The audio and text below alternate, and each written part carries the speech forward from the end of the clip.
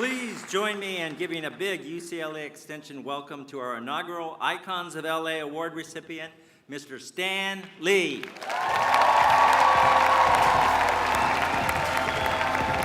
Thank you. First of all, I hate Dean Smoots. He said my whole speech, all the things he said, I was going to say. So I sit here before you, hopeless, worried. What can I possibly do to make... I didn't really mean that, Dean. I spent quite a lot of time writing a 25-page speech that I could give you. And as I looked at it, I said, would I want to hear this speech? So I tore it up. So I stand here now, defenseless, with nothing except to tell you, I think you're all great. The fact that you're taking the courses you're taking, you're trying to help, to add to what you already know, to make yourselves better workers, better contributors, and I think that's great. I think also that I'm not going to make a long speech, but I'm going to tell you, I was told to say an anecdote. Anecdotes are easy. So I thought to myself, what kind of anecdote can I tell these people who really have more important things to do? And I figured I'm going to tell you how Spider-Man came into being. It's a true story, although sometimes it's hard even for me to believe it. But we had already done the Fantastic Four and I think maybe the X-Men, I can't remember the order, but my publisher came to me and he said, Stan, I want you to come up with another superhero.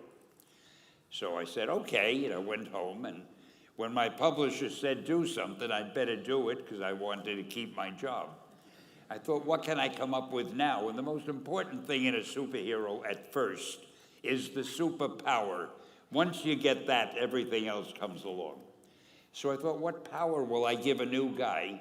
And I saw a fly crawling on the wall. And I said, hey, if I could get a superhero that could stick to walls and crawl on them, man, that would be cool. And no, I'm lying to you. I don't think the word cool was in use then. I probably said it'll be groovy. I'll never lie to you. So I thought that was good. Now I needed a name. So I said, well, let's see, Fly Man, Mosquito Man. I got down to Spider-Man. Spider-Man. It just sounded dramatic. So, okay, I had my hero. I had his power, his name. And then I figured, just for fun, I'm going to give him personal problems. Because except for you people that your lives are perfect, but most other people have personal problems. And then I thought I'd make him a teenager, because there were no teenage superheroes that I knew of at the time. So armed with all that wonderful material, those great ideas, I ran into my publisher's office and I told him. This was my reaction, the reaction he gave me. Stan, that is the worst idea I have ever heard. First of all, and he started to give me his, because he's a very logical man, very intellectual. First of all, people hate spiders, so you can't call a hero Spider-Man. You want him to be a teenager? Teenagers can only be sidekicks. And you want him to have personal problems? Stan, don't you know what a superhero is? They don't have personal problems. Well, I left the office disappointed, but obviously a much wiser man. And I couldn't get Spider-Man out of my system. So we were about to kill a magazine. I think it was called Amazing Fantasy. It wasn't selling well, and we were sending the last issue to press. When you do the last issue of a magazine, nobody cares what you put in it because the book is dying.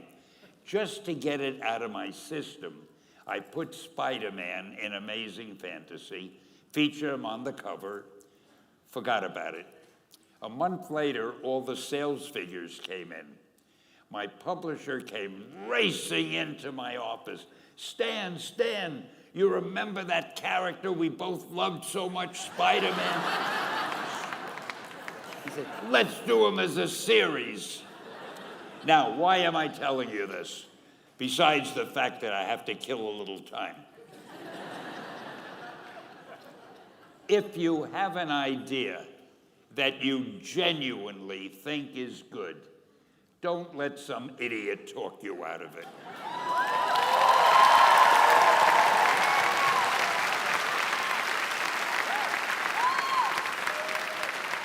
Now, that doesn't mean that every wild notion you come up with is going to be genius, but if there is something that you feel is good, something you want to do, something that means something to you, try to do it.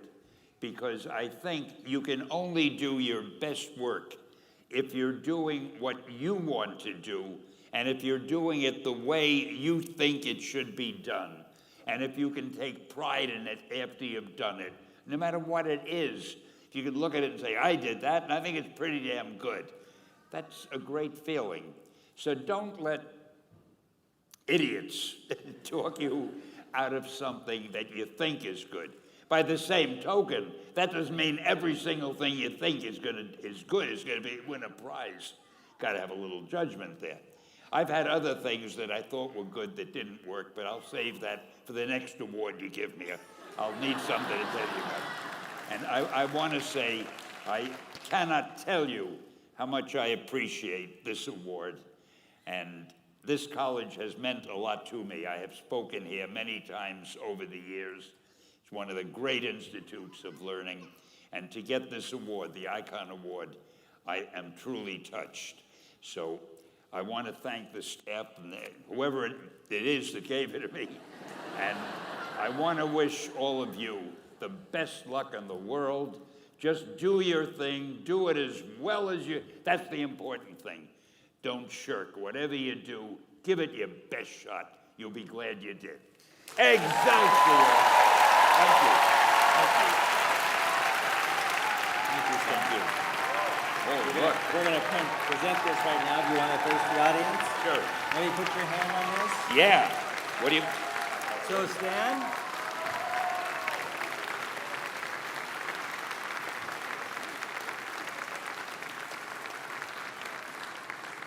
Stan, those were inspiring words for our graduates. That was great. I am honored to present you with UCLA Extension's very first Icons of LA Award. I can't tell you how honored I am to receive it. I'm glad my wife isn't here right now. She'd be poking me and saying, put it down, you know how clumsy you are, you're gonna drop it. I haven't dropped it yet, and I promise I won't drop it. Thank you so much. I'll take it back, don't leave yet. I have one more thing for you. There's more. Leave the written part. Got it, thank you. So last evening, we had a little pre-celebration for Stan, a small get-together, and I had a few words to say about education and entertainment and how they relate, like Stan referred to a little earlier.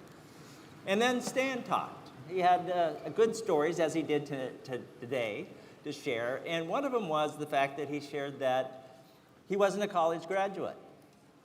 He said, I didn't go to college, and then he said, wait, I did start one course at City College in New York.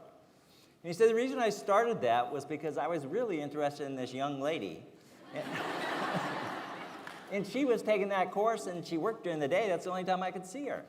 He said, so I signed up for the course, my very first college course. He said, then I dropped out after 3 or 4 weeks. He said, it turned out that she really wasn't interested in me. So that's how his college career ended. So, Stan, while you may not have gone to college, we at UCLA Extension want you to know that your life's work is worthy of university recognition. Let me do that now by presenting you with this honorary UCLA Extension certificate. Oh, man.